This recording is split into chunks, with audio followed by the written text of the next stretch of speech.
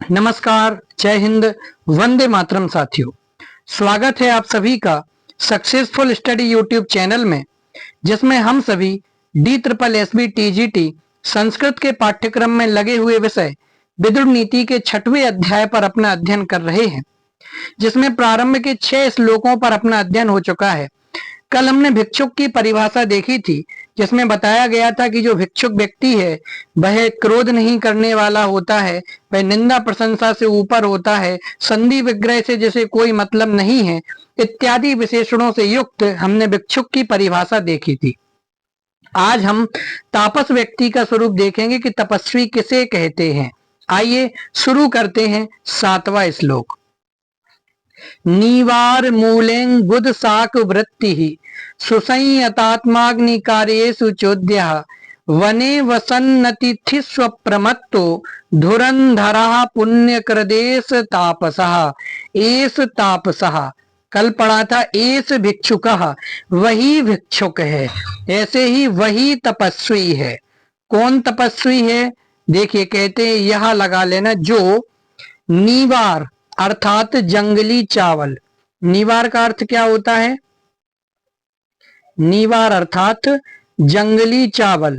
जो जंगली चावल, मूल, मूल अर्थात कंदमूल फल, मूल अर्थात कंदमूल फल, इंगुद अर्थात इंगुद, ये भी एक प्रकार का फल है जो जंगलों में पाया जाता है।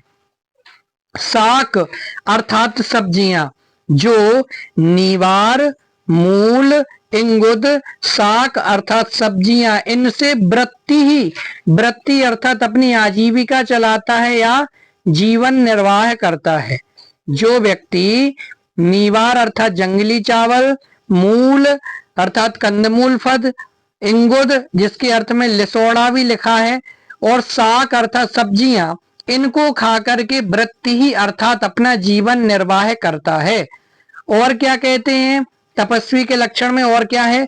सुसंयत आत्म अग्नि कार्येषु चोद्यः, कि सुसंयत आत्म या आत्म सुसंयत। सुसंयत अर्थात संयमित करना, नियंत्रित करना, आत्म अर्थात मन को। तो सुसंयत आत्मा, मन को नियंत्रित करने वाला, जो मन को नियंत्रित करने वाला होवे वह तपस्वी। ठीक है ना? कि जो नीवार मूलेंगुद साक वृत्ति, माने नीवार, मूल, इंगुद और सब्जियों को खाकर के अपनी आजीविका चलाने वाला, और आत्म सुसंयतः, कि अपने मन को नियंत्रित करने वाला होवे, और अग्नि कार्येषु च उद्यतः। इसका संधि विच्छेद करें तो चा उद्यतः अर्थात उद्यत रहता होवे, कि जो अग्नि कार्यों में, यज्ञ इत्यादि के कार्यों में उद्यत रहता होवे, वो क्या कहलाता है? तपस्वी कहलाता है। तो जो नीवार, मूल, इंगुद और सब्जियां खा करके अपनी आजीविका चलाता है, जो आत्म सुसंयत अर्थात अपने मन को नियंत्रित करता है, अग्नि कार्येषु च उद्यतः, और जो अग्नि कार्यों में, यज्ञ आदि कार्यों में, अग्निहोत्र इत्यादि के कार्यों में उद्यतः अर्थात उद्यत रहता है। और क्या कह रहे हैं? कि जो वने वसन नतिथि स्वप्रमत्तः, कि जो वने वसन अर्थात जो वन में रहता हुआ, जो वन में रहता हुआ,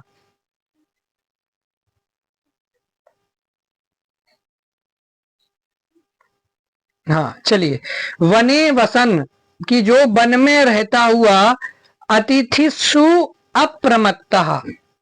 इसका संधि विच्छेद क्या होगा? अतिथिषु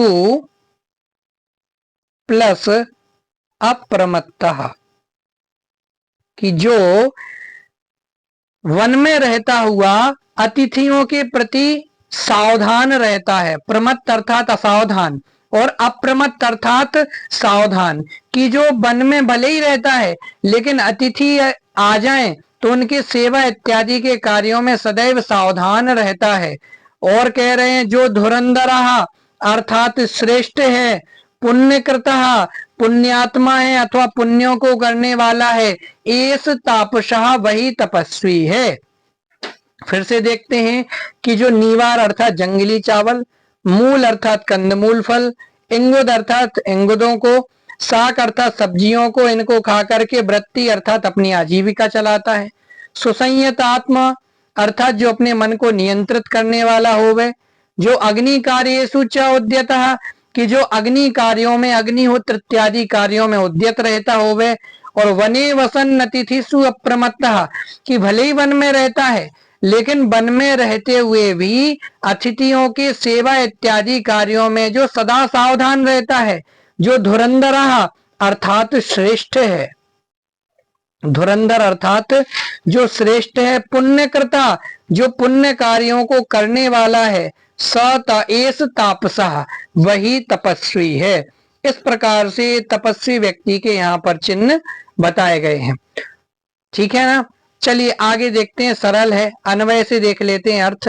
यहाँ जो नीवार अर्थात जंगली चावल को, मूल अर्थात कंदमूल फल को, इंगुद अर्थात इंगुद को, शाक अर्थात सब्जियां, इनसे अपनी वृत्ति अर्थात आजीविका चलाता है। आत्म सुसंयत अर्थात मन को नियंत्रित करता है। अग्नि कार्येषु च उद्यतः कि अग्नि इत्यादि कार्यों में, यज्ञ इत्यादि कार्यों में जो उद्यत रहता है। और वने वसन अतिथिषु अप्रमत्तः वन में रहता हुआ भी अतिथि इत्यादियों के विषय में सदैव सावधान रहता है। ऐसा वह पुण्यकृता अर्थात पुण्यात्मा, तापसः धुरंधरः तपस्वी है, श्रेष्ठ तपस्वी माना जाता है।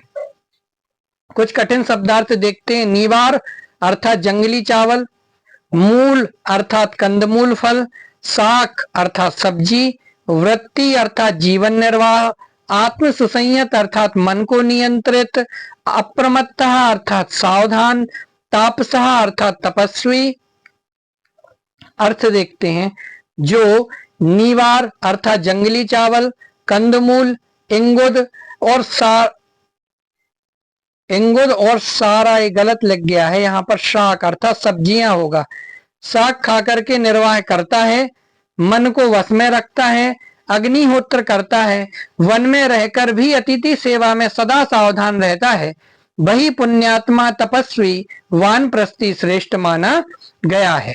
इस प्रकार से 7वें श्लोक में तपस्वी की परिभाषा बताई गई है, जबकि 6वें श्लोक में भिक्षुक का स्वरूप बताया था। अब भिक्षुक के और तपस्वी के स्वरूप में अंतर है, इसलिए कंफ्यूजन हो सकती है। इसलिए दोनों श्लोकों को मेरे ख्याल से तो याद करना, उसको समझना, और यदि कोई भी वहां पर लक्षण दे दिया जाए कि पुण्यकृता ये किसका लक्षण है, भिक्षुक का है कि तपस्वी का है, तो वो आपको आना चाहिए। समलोह अस्म कांचना कि जो पत्थर में, सोने में और मिट्टी के ढेले में सदा एक जैसा बर्ताव करे, वो कौन है? तो वो भिक्षुक है। तो इस प्रकार से आप ये दोनों लक्षण को परीक्षा के दृष्टिकोण से ये दोनों श्लोक 6वां और 7वां जिसमें भिक्षुक और तापस का स्वरूप बताया गया है वो आप याद करेंगे। चलिए मिलते हैं अगले श्लोक में। जय हिंद।